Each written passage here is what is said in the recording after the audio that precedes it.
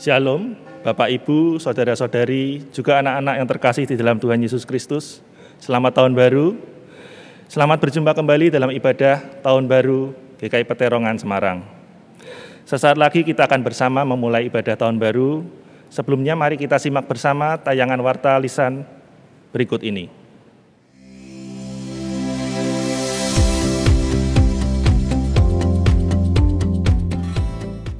Kebaktian Epifani, Minggu 3 Januari 2021, ditayangkan secara live streaming di kanal YouTube GKI Peterongan pada pukul 9.30 waktu Indonesia Barat. Dalam kebaktian ini akan dilayankan pelantikan tenaga pelayanan gerejawi atas diri Saudari Yusika Elbasia. Kebaktian ini akan disiarkan ulang pada hari yang sama, pukul 17 waktu Indonesia Barat atau pukul 5 sore melalui kanal YouTube GKI Peterongan dan siaran radio Iktus 96.5 FM. Setelah itu, rekaman kebaktian dapat dilihat kembali dengan bebas di kanal YouTube GKI Peterongan mulai tanggal 4 Januari 2021. Kiranya Tuhan memberkati kita sekalian.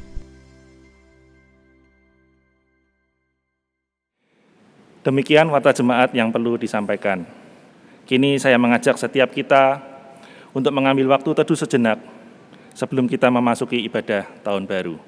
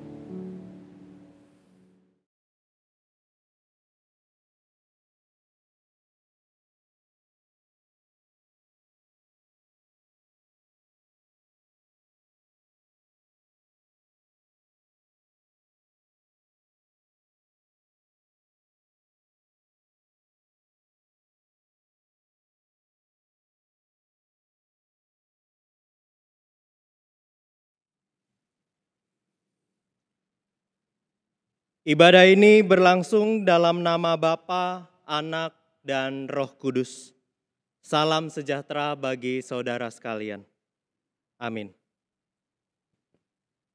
Selamat Tahun Baru 2021 untuk kita semua. Tak terasa tahun 2020 telah berlalu. Ada suka, ada duka, perjumpaan, perpisahan, nyanyian syukur, juga ratap penuh air mata. Ada pergumulan yang sudah usai, tapi ada juga permasalahan yang belum kunjung usai, seperti pandemi COVID-19 ini.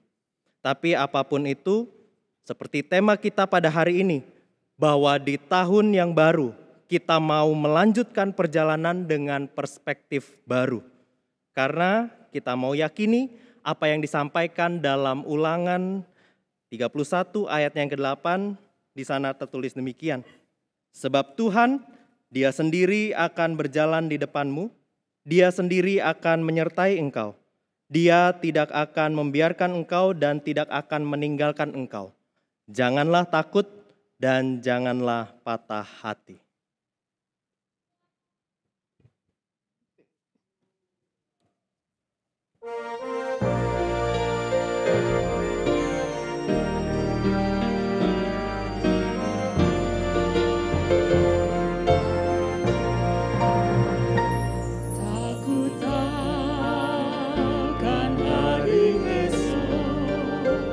Namun langkahku tegar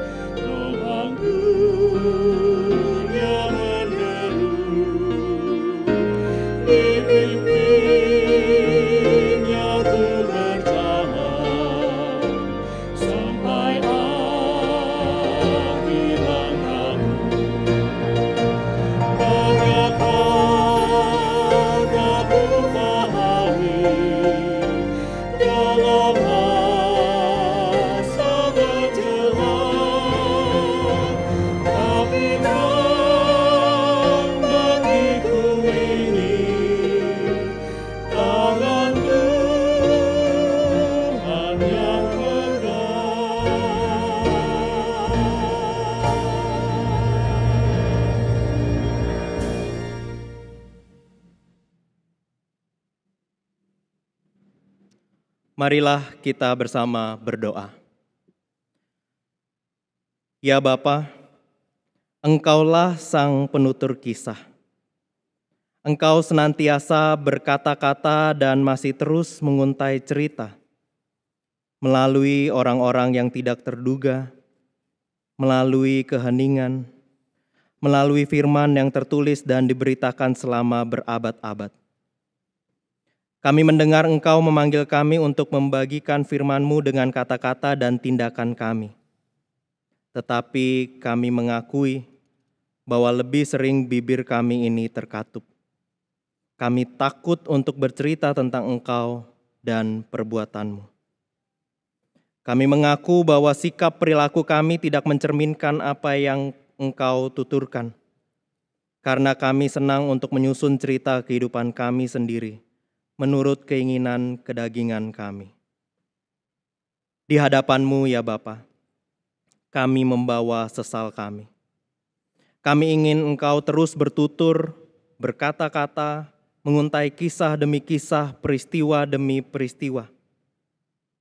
Biarkan kami ikut dalam cerita-Mu, bergerak seturut goresan kalam-Mu, hingga cinta kami menyatakan cinta-Mu, bakti dan pelayanan kami sesuai dengan teladan-Mu. Dalam nama Yesus Kristus, Sang Firman yang hidup, kami berdoa. Amin. Terimalah pengampunan yang Tuhan anugerahkan pada kita, dan saya akan sampaikan berita anugerah menurut 2 Korintus 5 ayat 17 sampai 19a. Jadi siapa yang ada di dalam Kristus, ia adalah ciptaan baru. Yang lama sudah berlalu, sesungguhnya yang baru sudah datang. Dan semuanya ini dari Allah, yang dengan perantaraan Kristus telah mendamaikan kita dengan dirinya, dan yang telah mempercayakan pelayanan pendamaian itu kepada kami. Sebab Allah mendamaikan dunia dengan dirinya oleh Kristus, dengan tidak memperhitungkan pelanggaran mereka. Syukur pada Allah bahwa di dalam Kristus kita semua telah diampuni.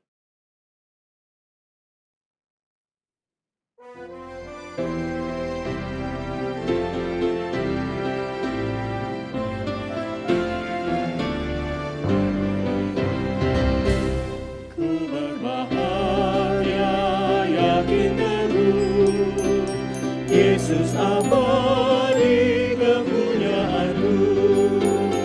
Aku warisnya, ku ditebus, ciptaan baru Roh Kudus. Aku bernyanyi bahagia, memuji Yesus selamanya. Aku bernyanyi bahagia, memuji Yesus selamanya.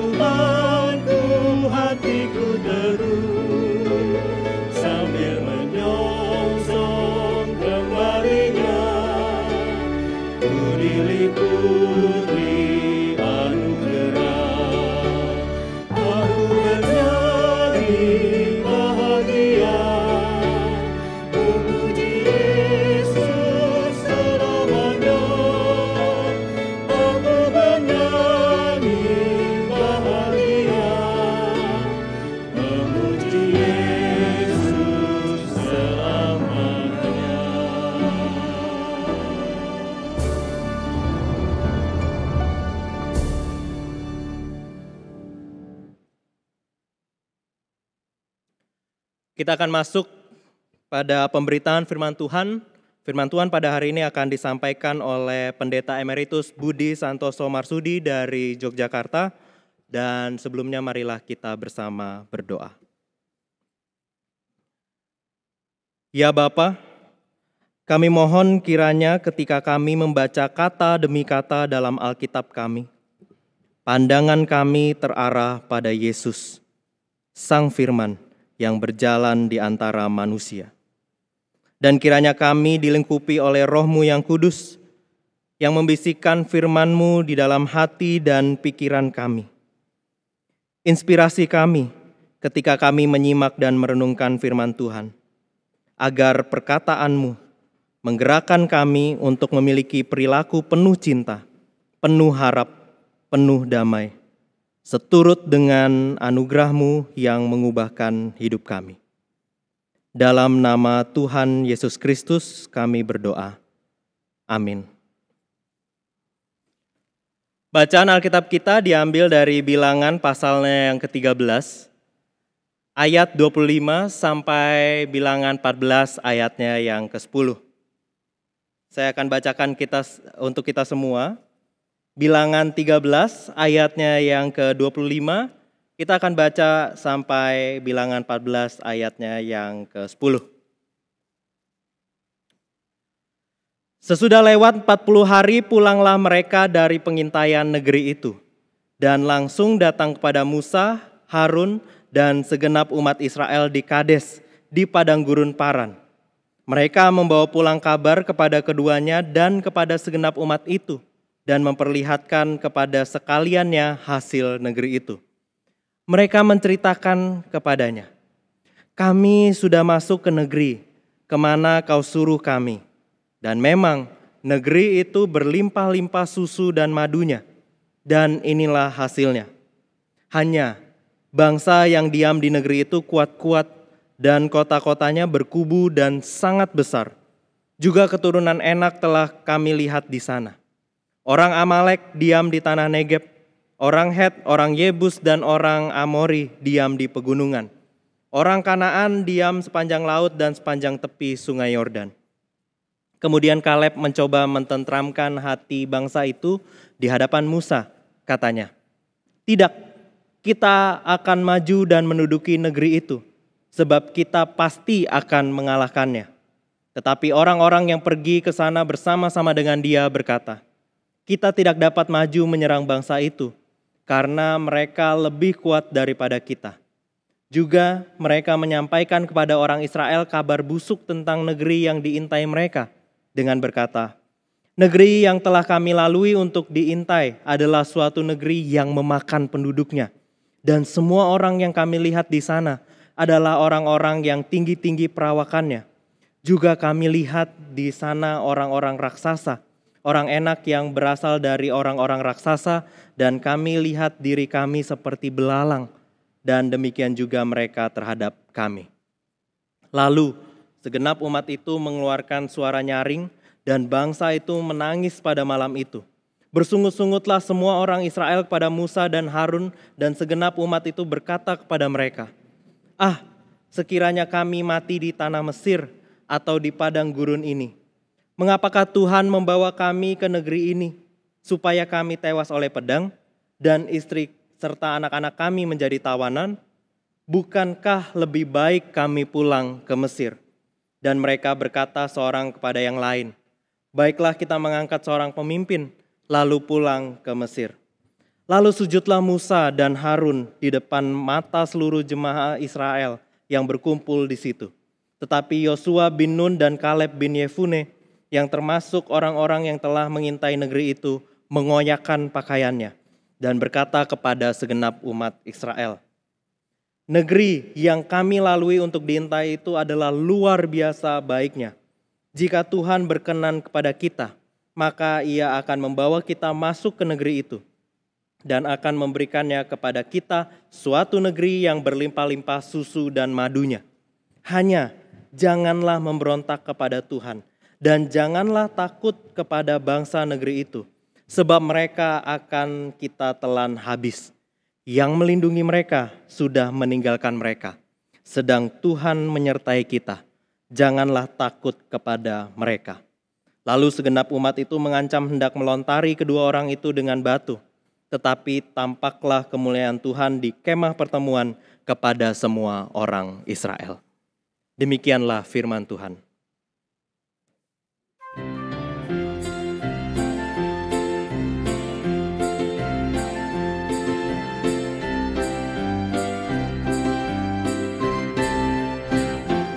Bersyukurlah padanya dan panggillah namanya.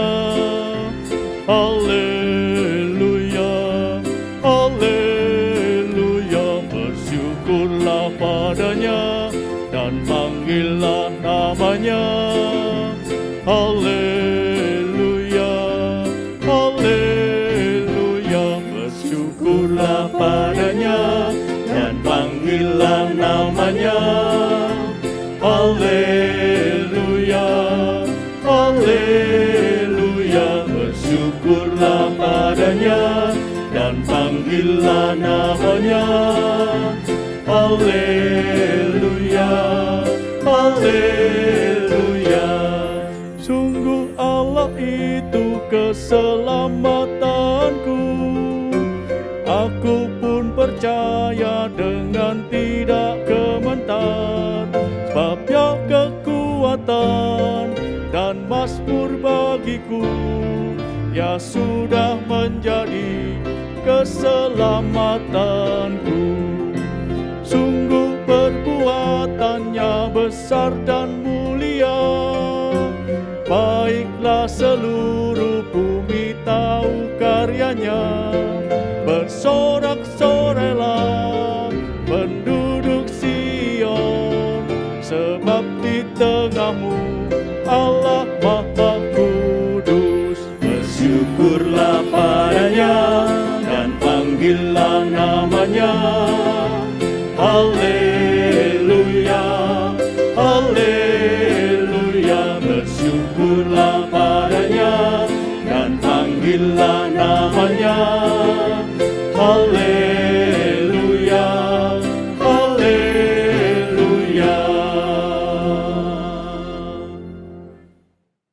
Selamat tahun baru Bapak Ibu, saudara-saudari yang dikasihi oleh Tuhan Yesus Kristus.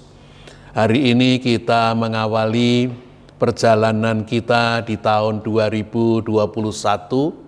Kita mengawalinya berjalan bersama dengan Tuhan. Firman Tuhan yang kita baca tadi dari Bilangan pasal yang ke-13 mulai ayat 24 sampai dengan pasal yang ke-14 ayat yang ke-10. Cerita tentang 10 pengintai dan 2 pengintai yang berbeda pendapat. Izinkan saya mulai terlebih dulu dengan mengajak Bapak Ibu untuk mengingat. Kalau kita melihat sebuah gelas berisi air separuh, yang Bapak Ibu saudara-saudari lihat apanya? Isinya separuh atau kosongnya separuh? Kalau kita sedang dalam perjalanan, lalu sesudah sekian lama kita sampai di satu tempat, apa yang akan menjadi ungkapan kita? Baru sampai sini? Kayak tekan kini, atau wah sudah sampai sini, sudah sampai di sini, wis tekan kini. Yang pertama ada nada jengkel, kok baru sampai sini sih? Tetapi yang kedua ada nada syukur, sudah sampai di sini. Dan 2 pola ini kita temukan di dalam 2 mata-mata, 10 mata-mata pengintai dan 2 pengintai Yosua dan Kaleb. 10 pengintai kembali dengan sebuah laporan. Negeri Kanaan luar biasa suburnya. Tetapi penduduknya tinggi-tinggi, besar-besar, kuat-kuat. Bahkan ada orang enak di sana, keturunan raksasa. Kota mereka adalah kota-kota berkubu. Kami melihat diri kami seperti belalang terhadap mereka. Kita tidak mungkin dapat menang melawan orang-orang Kanaan. Masuk ke tanah Kanaan sama dengan bunuh diri. Tetapi Kaleb dan Yosua melihat hal yang sama. Negeri yang subur, penduduk yang kuat, kota yang berkubu. Tetapi mereka tidak hanya melihat apa yang dilihat 10 rekan mereka. Mereka melihat perjalanan yang sudah mereka tempuh selama ini. Tuhanlah yang sudah mengeluarkan mereka dari kerajaan terbesar pada waktu itu Mesir, bahkan tanpa perlu membuat mereka mengangkat senjata dan berperang. Tuhan sudah berjalan bersama dengan mereka sehingga di padang gurun mereka dapat makan dan minum selama sekian lama. Di padang gurun ketika mereka harus menyeberang Laut Merah, Tuhan mengeringkan Laut Merah. Ketika mereka harus menyeberang Sungai Yordan, Tuhan membendung Sungai Yordan. Tuhan yang menjanjikan negeri Kanaan, Tuhan mampu untuk memberikannya. Bersama dengan Tuhan, mereka pasti akan berhasil. Dan Yosua dan Kaleb berkata kepada bangsanya, supaya kita maju.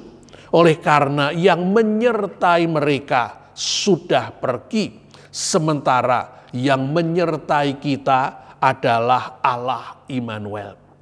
Bapak, Ibu, saudara-saudara yang dikasihi oleh Tuhan Yesus Kristus, sikap 10 pengintai tidak memperhitungkan Tuhan, seolah-olah Tuhan tidak berbuat di sepanjang peristiwa keluaran dan perjalanan di padang gurun. Mereka bisa kita katakan termasuk orang-orang yang memegangi kalimat ini, God is nowhere. God is nowhere. Tuhan tidak ada di mana-mana. Tuhan tidak hadir. Sementara Kaleb dan Yosua melihat Tuhan, percaya kepada Tuhan dan mengandalkan Tuhan. Mereka berseru, God is now here. Kata nowhere dipenggal menjadi 2, W-nya nemplek dengan is menjadi is now, no menjadi now, where. Sekarang Tuhan hadir sekarang. Bapak, Ibu, saudara-saudara yang dikasihi oleh Tuhan Yesus Kristus, Kaleb dan Yosua melihat Tuhan, percaya kepada Tuhan, mengandalkan Tuhan. 10 pengintai yang mempengaruhi mayoritas bangsa Israel tidak melihat Tuhan, tidak percaya kepada Tuhan, dan karena itu juga tidak mengandalkan Tuhan. Seberapa kita mengenal Tuhan? Apakah perjalanan hidup kita di sepanjang tahun 2020 yang mungkin penuh dengan kesulitan dan kesukaran membuat kita melihat tangan Tuhan yang nyata, jejak Sang Immanuel? Perjalanan hidup kita selama ini, apakah itu tidak menolong kita untuk melihat Tuhan, kehadiran Tuhan, karya Tuhan, keajaiban Tuhan, mujizat Tuhan? Bapak, Ibu, saudara-saudara yang dikasihi oleh Tuhan Yesus Kristus, seberapa kita mengenal Tuhan, seberapa itu juga kita mengandalkan Tuhan. Pengenalan kita remeh, kecil, sedikit, kita juga akan menganggap Tuhan itu kecil, Tuhan itu remeh, Tuhan itu tidak bisa diandalkan. Makin kita mengenal Tuhan dengan segala kemuliaannya, kebesarannya, kekuatannya, kekuasaannya yang tidak terbatas, semakin kita bisa meletakkan hidup kita, masa depan kita, mengandalkan Tuhan. Mari saya kisahkan kembali cerita lama Daud dan raksasa pendekar Filistin Goliat. Daud sesudah diurapi, dia belum langsung menjadi raja. Daud sesudah diurapi, dia tetap seorang gembala. Tetapi justru itulah saat Daud bergaul dengan Tuhan. Tuhan bersama dengan Daud dalam penggembalaan, sehingga Daud bisa berkata di dalam 1 Samuel pasal yang ke-17, jikalau ada beruang atau singa memangsa domba milik Daud, Daud akan mengejar, menangkap janggutnya, menghajar dan membunuhnya. Daud tidak mengatakan kalau ada beruang atau singa, aku lempar pakai batu dengan umbanku. Bukan. Dia menunjukkan keberanian dengan mengejar, mendatangi, memegang janggutnya. Bukan dari belakang, dari depan. Dari mana keberanian yang besar ini?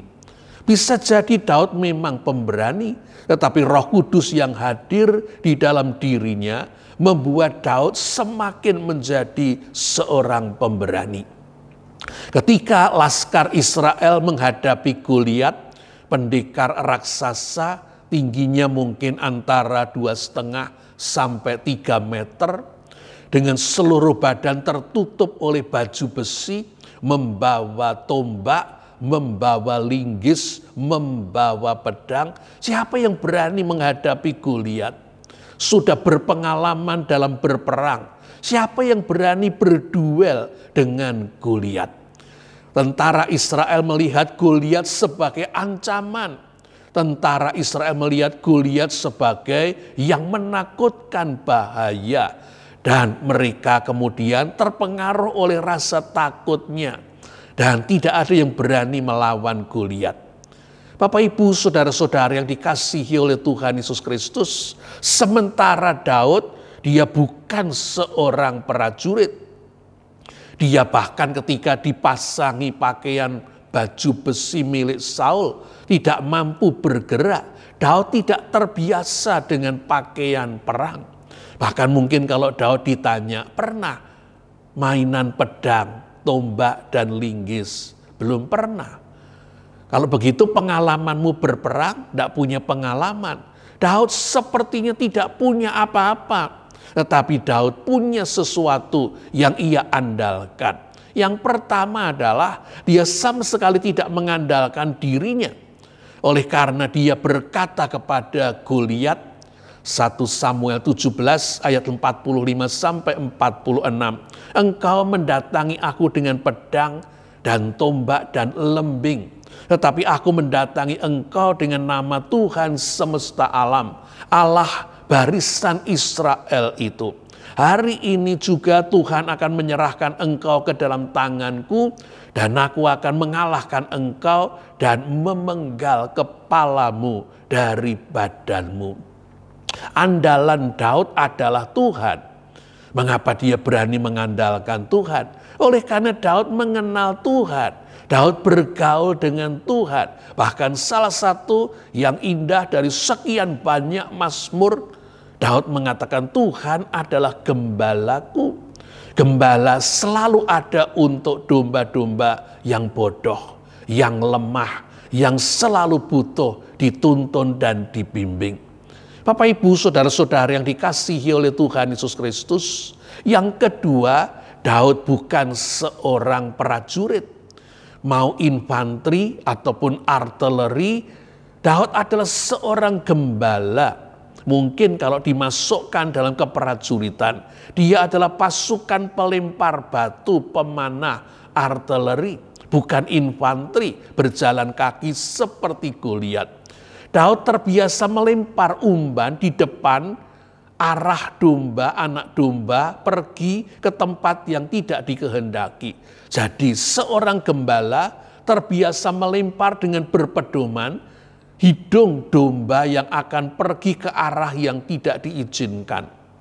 Jadi kalau laskar Israel melihat Goliat itu menakutkan, mengerikan, ancaman, duel dengan Goliat sama dengan bunuh diri.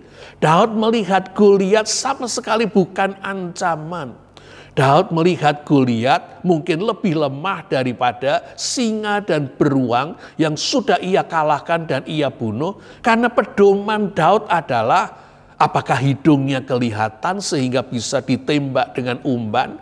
Goliat itu ukurannya mungkin triple XL. Mukanya besar, hidungnya besar, sehingga muka yang tidak tertutup oleh ketopong ini menjadi sasaran bidik umban Daud. Goliat tidak menakutkan, karena itu Daud berani. Dia mendatangi Goliat dan dia kemudian melempar cukup 1 batu umban.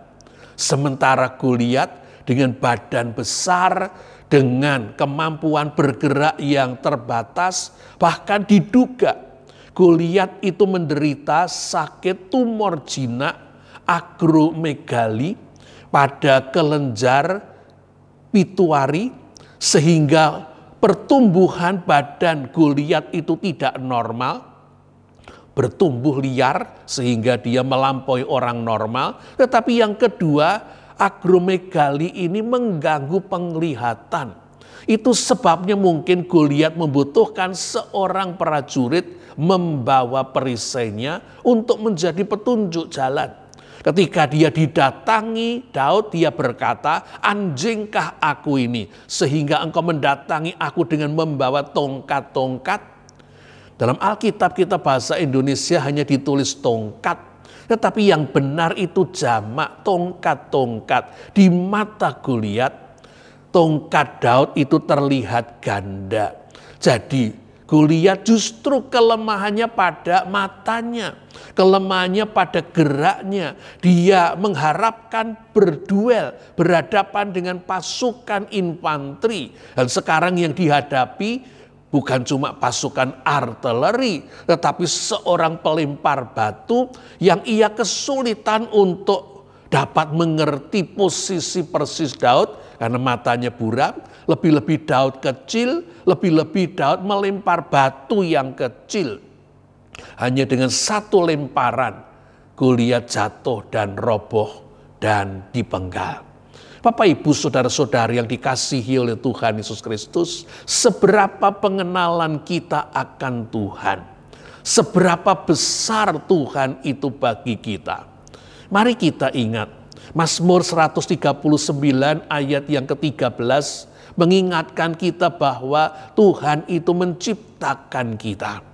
Yang menghendaki kita ada bukan papa mama, ayah ibu, orang tua kita. Orang tua hanya ingin anak, paling-paling anak laki-laki atau anak perempuan. Siapa yang memikirkan detail keberadaan kita, tubuh kita, warna kulit kita, intelijensi kita, keterampilan kita, sifat-sifat kita, kekuatan maupun kelemahan? Bukan papa dan mama, tetapi Tuhan. Karena itu Mazmur 139 ayat yang ke-13 mengatakan, Tuhan menenun kita dalam kandungan ibu kita masing-masing. Menenun, satu helai benang demi satu helai benang diatur. Tuhan memikirkan kita secara detail. Setiap kita membawa visi misi dari Tuhan, dan karena tidak ada orang yang sama persis walaupun kembar, tidak ada orang yang bisa menggantikan kita. Setiap kita membawa visi misi dari Tuhan yang tidak bisa digantikan oleh siapapun. Tuhan berkepentingan supaya visi misi kita terlaksana. Karena itu Tuhan akan menolong kita, Tuhan akan memampukan kita supaya kita mengerjakan visi misi kita. Karena visi misi kita terkait dengan visi misi yang lebih luas dan lebih jauh dengan orang-orang di sekeliling kita, bahkan di masa depan kita. Tetapi lebih daripada itu, kita bukan cuma ciptaan, bukan cuma anak Allah. Kita ini adalah orang-orang berdosa yang sudah ditebus, dibeli dengan darah, dengan penderitaan, dengan kematian Yesus Kristus, Sang Allah yang menjadi manusia. Setiap kita ini berharga. Karena itu saya kutipkan Yesaya 43 ayat yang keempat. Tuhan berkata kepada Yakub, keturunan Yakub dan kita, oleh karena engkau berharga di mataku dan mulia, dan aku ini mengasihi engkau. Berapa orang yang akan mengatakan kepada diri kita, ibu, bapak, saudara-saudari, bahwa kita ini berharga? Dan berapa banyak orang yang akan mengatakan kita ini bukan cuma berharga, tetapi mulia. Orang mungkin mengatakan anaknya, suaminya, istrinya, orang tuanya berharga, tetapi mulia? Oh, belum tentu. Makin kita kenal, makin kita melihat kekurangannya. kejelekannya, keantikannya. Tetapi Tuhan mengatakan kepada kita bahwa kita ini berharga dan mulia. Dan yang ketiga, aku ini mengasihi engkau. Bapak, Ibu, saudara-saudara yang dikasihi oleh Tuhan Yesus Kristus, jangan hanya melihat sekeliling kita. Jangan hanya melihat masalah yang akan terus ada dan bertambah. Jangan cuma melihat diri kita yang makin terbatas. Apalagi kalau usia kita makin lanjut. Lihatlah Tuhan. Jangan hanya melihat gelas bagian kosongnya. Lihatlah isi yang masih ada. Lihatlah Tuhan. Percayalah Tuhan. Serahkanlah hidup kita kepada Tuhan. Karena Tuhan yang mengerjakan segala sesuatu. Salah jikalau kita mengandalkan sesuatu yang bukan Tuhan. Izinkan saya menunjukkan dengan memakai ayat. Di dalam Yeremia 9 ayat 23 dan 24 dikatakan, janganlah orang bijaksana mengandalkan kebijaksanaan. Pandai itu sampai umur berapa toh? Walaupun S3 profesor, kalau sudah mulai pikun, apakah masih pandai dan bijak? Janganlah orang kuat bermegah karena kekuatannya. Janganlah orang kuat mengandalkan kekuatannya, apalagi tubuh. Janganlah orang kaya mengandalkan kekayaannya. Semalam rumah kita bersama dengan isinya bisa habis hanya karena terbakar atau gempa bumi sedemikian hebat.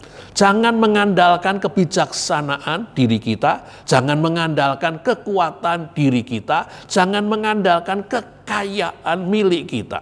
Tetapi siapa mau bermegah, baiklah ia bermegah karena yang berikut. Bahwa ia memahami dan mengenal aku, bahwa akulah yang menunjukkan kasih setia, keadilan dan kebenaran di bumi. Sungguh semuanya itu kusukai. Demikianlah firman Tuhan. Kata mengenal di dalam kitab suci dipakai karena mengenal itu hidup bersama. Mengenal seperti suami istri, mengenal karena hidup bersama. Kita mengenal Tuhan berarti kita hidup bersama dengan Tuhan. Dan Tuhan itu kekal. Barang siapa hidup bersama dengan Tuhan, dia juga akan menerima hidup yang kekal. Satu lagi untuk mencamkan kebenaran ini. Di dalam Yeremia 17 ayat 5, dan saya bandingkan nanti dengan ayat 7 dan 8. Beginilah firman Tuhan, terkutuklah orang yang mengandalkan manusia, yang mengandalkan kekuatannya sendiri, yang hatinya menjauh dari Tuhan. Makin punya kepandaian, makin punya kekayaan, makin punya kekuatan, entah itu politis, entah itu kekuatan apa, makin kita cenderung mengandalkan diri kita. Tetapi Yeremia 17 ayat 5 berkata, terkutuklah kamu yang mengandalkan hikmatmu, mengandalkan kekuatanmu, mengandalkan kekayaanmu, mengandalkan apapun. Oleh karena yang diberkati Tuhan adalah Yeremia 17 ayat 7 dan 8. Diberkatilah orang yang mengandalkan Tuhan, yang menaruh harapannya pada Tuhan. Ia seperti pohon yang ditanam di tepi air, yang merambatkan akar-akarnya ke tepi batang air, yang tidak mengalami datangnya panas terik, yang daunnya tetap hijau, dan tidak pernah berhenti menghasilkan buah. Orang-orang yang hidup bersama dengan Tuhan akan menjadi orang-orang yang diberkati, orang-orang yang terus berbuah.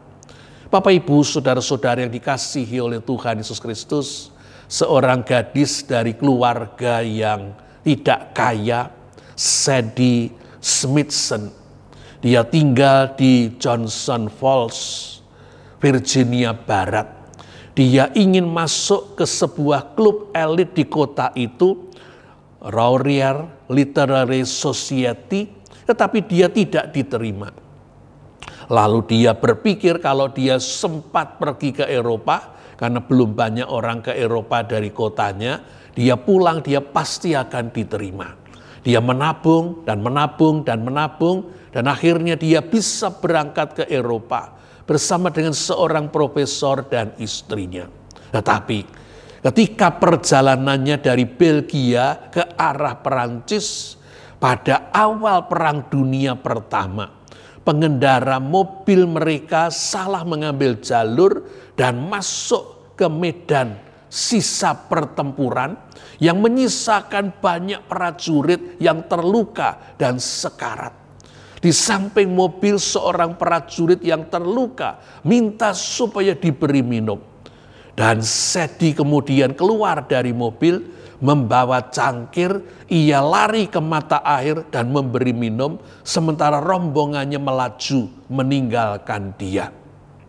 Sepanjang malam Sedi berusaha untuk memberi minum prajurit-prajurit yang kehausan, menolong mereka yang terluka, merobek roknya sendiri untuk membalut luka. Dia menolong yang ingin menuliskan pesan sebelum dia meninggal. Sedi berdoa untuk mereka, memberkati mereka. Dan tanpa ia rasakan, semalam itu sudah berlalu. Bersama dengan menyingsingnya pagi, sebuah mobil ambulans tiba dan seorang dokter muda bertanya kepadanya, "Siapa Anda? Dan mengapa Anda ada di sini? Dan apa yang Anda lakukan?"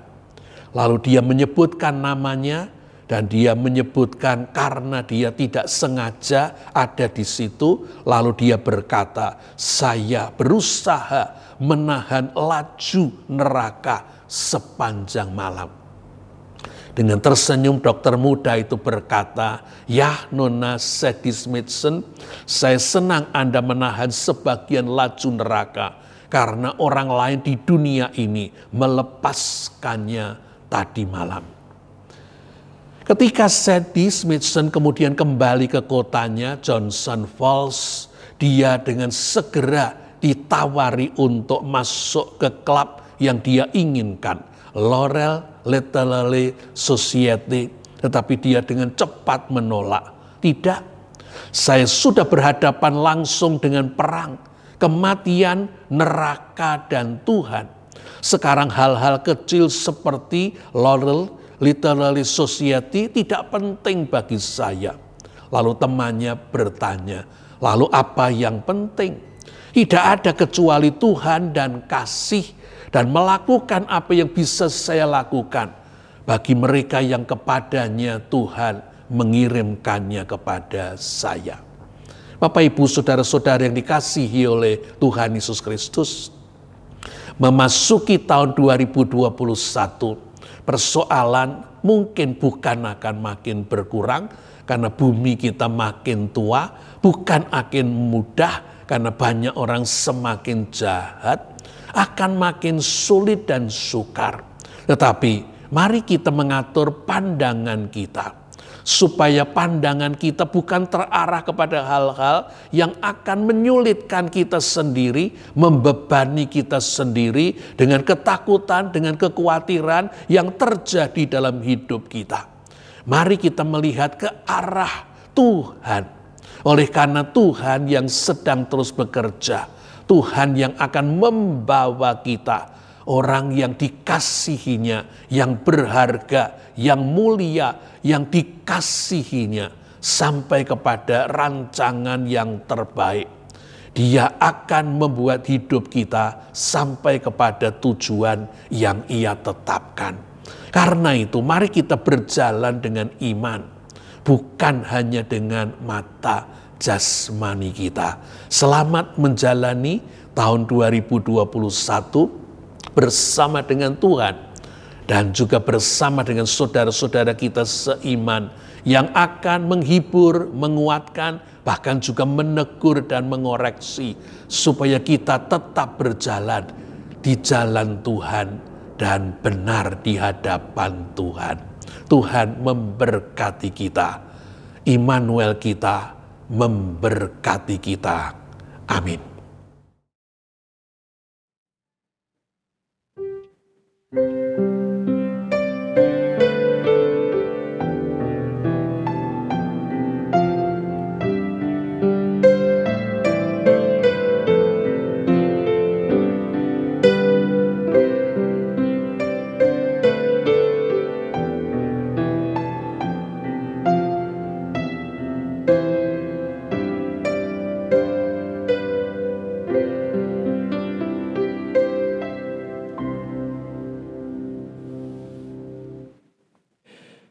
Marilah dengan hati yang terarah pada Kristus, kita ikrarkan kembali janji baptisan kita menurut pengakuan iman rasuli yang berbunyi demikian.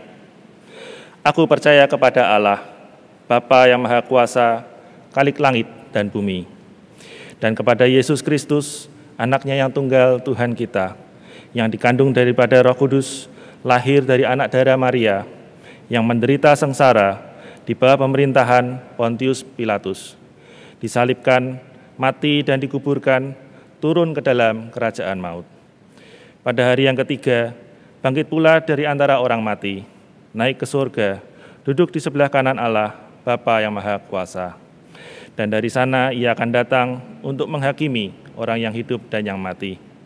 Aku percaya kepada Roh Kudus, gereja yang kudus dan am, persekutuan orang kudus, pengampunan dosa, kebangkitan orang mati, dan hidup yang kekal. Amin.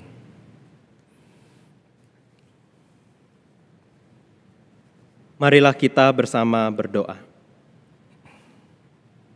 Ya Bapa, kami mengucap syukur untuk tahun yang baru yang boleh kami masuki bersama. Mungkin tersirat kekhawatiran akan masa depan di benak kami. Tetapi kami bersyukur Engkau senantiasa menganugerahkan kepada kami pengharapan bagi setiap kami. Biarlah kami mau terus bergumul, tekun berjuang, dan senantiasa kuat di dalam Tuhan yang memberikan kekuatan kepada kami.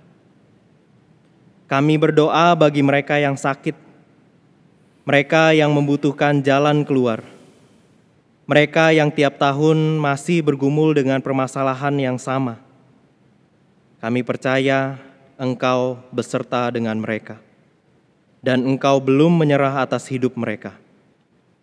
Biarlah mereka juga pantang menyerah, dan kami pun tak henti-hentinya mendoakan, agar mereka, juga kami semua, pada akhirnya bisa memahami maksud Tuhan, rencana Tuhan yang terbaik atas hidup setiap kami.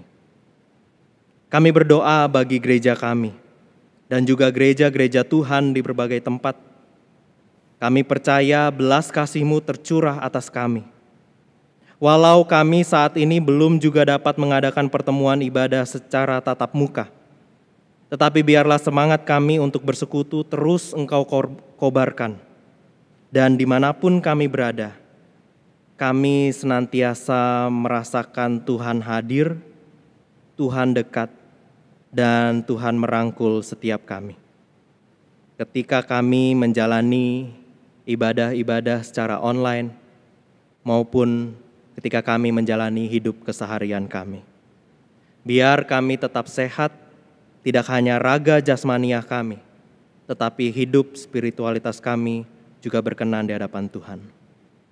Terima kasih ya Bapa, kami telah berdoa, dan kami alaskan doa ini hanya di dalam nama Tuhan kami Yesus Kristus yang telah mengajarkan kami berdoa.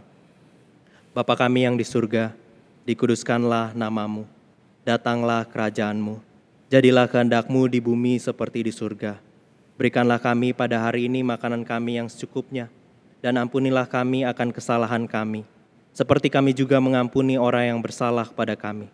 Dan janganlah membawa kami ke dalam pencobaan, tetapi lepaskanlah kami daripada yang jahat, karena Engkaulah yang empunya kerajaan dan kuasa dan kemuliaan sampai selama-lamanya. Amin.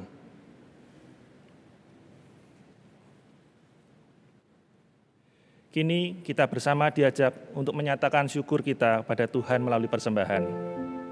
Dimanapun saudara berada, saudara dapat memberikan persembahan minggu, persembahan bulanan, persembahan syukur, perpuluhan, dan persembahan Natal melalui 1. Transfer ke rekening bank yang tercantum di layar maupun dari Wata Digital. 2. Scan QRIS menggunakan aplikasi layanan keuangan digital yang ada. 3. Memasukkan persembahan ke dalam kotak persembahan yang disediakan di kantor tata usaha gereja. Apapun cara yang saudara pilih, jika hendak memberikan persembahan Natal, tambahkan keterangan persembahan Natal. Apabila saudara memberikan persembahan melalui transfer ATM atau QRIS, Tambahkan kode unik 25 pada 2 digit terakhir nominal persembahan saudara. Sebagai pengingat bagi kita semua, saya akan bacakan nats yang saya ambil dari Mazmur 86 ayat 12. Demikian, aku hendak bersyukur kepadamu ya Tuhan Allahku, dengan segenap hatiku, dan memuliakan namamu untuk selama-lamanya.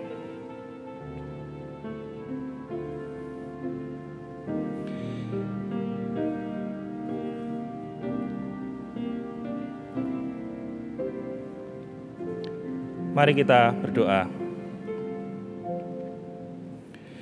Bapa yang penuh kasih, terima kasih untuk waktu ini, hingga kami boleh limpah dengan syukur.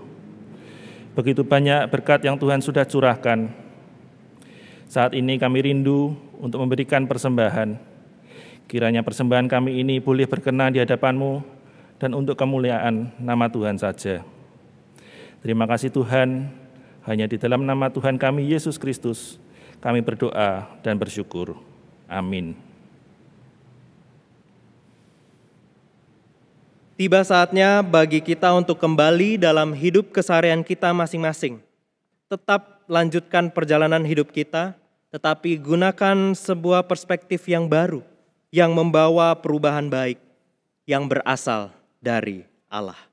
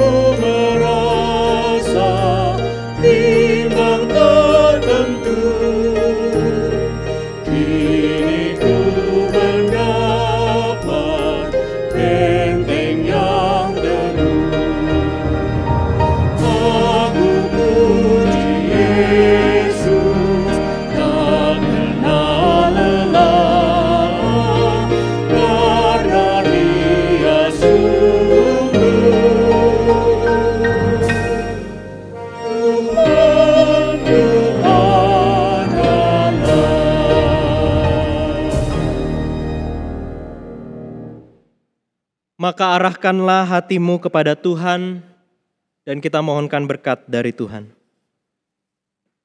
Tuhan memberkati kita dan melindungi kita. Tuhan menyinari kita dengan wajah-Nya dan memberi kita kasih karunia. Tuhan menghadapkan wajah-Nya kepada kita dan memberi kita damai sejahtera. Amin.